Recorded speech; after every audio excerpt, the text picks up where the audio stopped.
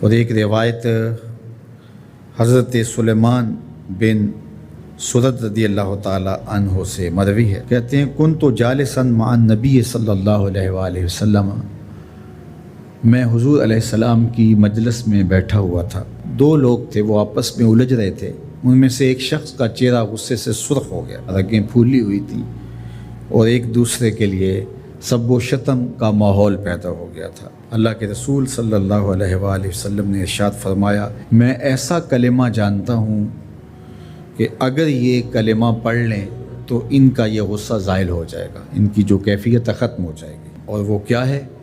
اعوذ باللہ من الشیطان الرجیم۔ یہ پڑھ لیں تو جو ان کے اندر ہے وہ چلا جائے گا۔ تو لوگوں نے اس شخص کو کہا جس کی رگیں پھولی ہوئی تھی اور غصے سے اس کا چہرہ سرخ ہوا جا رہا تھا کہ تعوذ پڑھو، اعوذ باللہ من الشیطان الرجیم پڑھو۔ اور یہ اللہ تعالیٰ نے قرآن مجید میں ارشاد فرمایا ہے کہ جب غصے سے انسان بے قابو ہو جائے تو اس کو چاہیے کہ وہ اپنے غصے سے باہر نکلنے کے لیے تعوذ پڑھے۔ ایک روایت میں ہے اللہ کے محبوب نے ارشاد فرمایا، تم میں سے اگر کوئی شخص غصے میں آئے تو وہ خاموش ہو جائے، تو خاموشی سے غصے کا لیول نیچے آنا شروع ہو جائے گا۔ اور ایک روایت میں ارشاد فرمایا، جب تم میں سے کوئی شخص غصے میں ہو تو وہ کھڑا ہوا ہو تو وہ بیٹھ جائے، اور اگر اس کا غصہ اس سے زائل ہو گیا تو ٹھیک، ورنہ لیٹ جائے۔ یعنی اگر وہ کھڑا ہو تو بیٹھ جائے، اور اگر بیٹھنے کے باوجود بھی غصہ ختم نہیں ہونے پا رہا تو لیٹ جائے، خاموش ہو جائے، تعوذ پڑھے اور بیٹھ جائے یا پھر لیٹ جائے۔ تو یہ چار صورتیں غصے کو کم کر دیتے ہیں۔ تو غصے کو نافذ کرنے کی بجائے کوشش کرنی چاہیے کہ غصہ جو ہے وہ فروغ ہو جائے، چونکہ غصے میں انسان ایسے امور کر لیتا ہے کہ بعد میں اس کو سخت پچھتاوا ہوتا ہے۔ تو ایک شخص نے حضور سے کہا کہ حضور مجھے کوئی وصیت کیجئے۔ حضور نے اسے ارشاد فرمایا کہ تو غصہ نہ کیا کر۔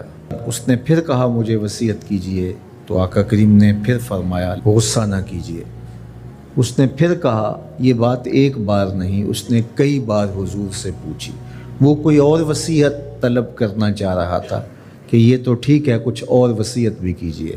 اس سے ایک تو اس شخص کی ذاتی صورتحال ایسی ہوگی، اور دوسری یہ ہے کہ اس نصیحت کی اہمیت کے پیش نظر کہ غصہ جب انسان کو آتا ہے تو وہ مغلوب ہو جاتا ہے اور بہت غلط فیصلے کر بیٹھتا ہے، اس لیے بار بار ایک نصیحت پر تاکید کرنا اور اس کا تکرار کرنا اس امر کی طرف توجہ دلاتا ہے کہ ہمیں معاملات کے اندر بہت معتدل رہنے کی ضرورت ہوتی ہے۔ جو شخص غصے کو نافذ کرنے کی طاقت رکھتا ہے، ایک تو ہوتا ہے کہ بندہ غصے سے خود اپنے آپ کو بے چین کرے گا، لیکن اپنے غصے کو نافذ نہیں کر سکتا، غصہ نکال نہیں سکتا، خود پیچ و تاب کھائے گا۔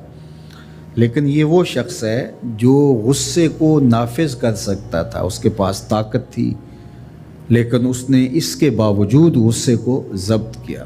حضور علیہ السلام نے ارشاد فرمایا، قیامت کے دن اللہ تعالیٰ لوگوں کے سامنے اسے بلائے گا، تو اللہ تعالیٰ اسے اختیار دے گا کہ جنت کی حوروں میں سے جس کے ساتھ تم نکاح کرنا چاہتے ہو، جس کے ساتھ تم رہنا چاہتے ہو، تمہیں اس کا اختیار دیا گیا ہے، اس لیے کہ تم نے اپنے غصے کو ضبط کیا، اس کو نافذ کرنے کی طاقت کے باوجود۔ چار اشخاص کی کہانی سنو۔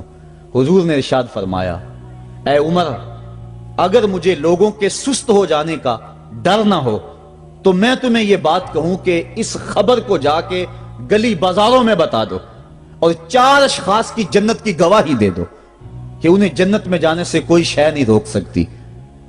عرض کی حضور کون کون؟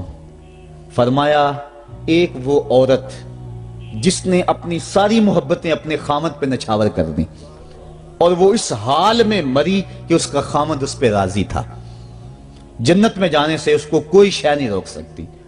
اور دوسرا وہ شخص جس کے بچے زیادہ ہیں، ذرائع آمدنی تھوڑے ہیں، لیکن اس نے اپنے بچوں کے پیٹ میں حرام کا لقمہ نہیں جانے دیا، محنت کرتا رہا، اوور ٹائم لگاتا رہا، مزدوری کرتا رہا اور اپنے بیٹوں کے لیے رزق حلال کی تلاش میں رہا۔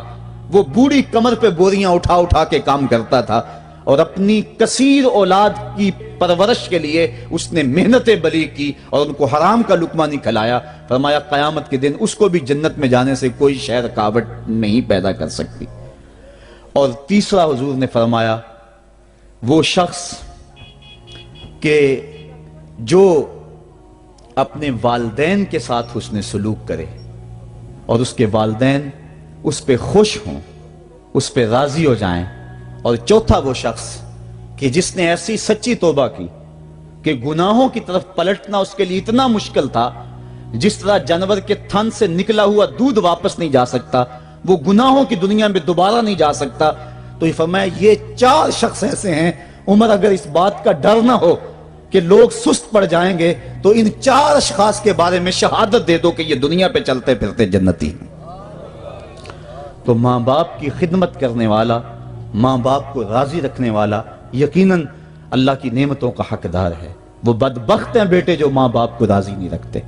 اللہ کے حبیب صلی اللہ علیہ وسلم کی خدمت میں ایک شخص حاضر ہوا اور اس نے اذن جہاد طلب کیا، حضور میں جہاد پہ جانا چاہتا ہوں، مجھے اجازت مرحمت فرمائے۔ حضور نے فرمایا احیٌ والدہ کا، کیا تیرے والدین زندہ ہیں؟ قال نعم، عرض کی ہاں حضور میرے والدین زندہ ہیں۔ قال ففیہما فجاہد، کہا جا ان کی خدمت کر، یہی تیرا جہاد ہے۔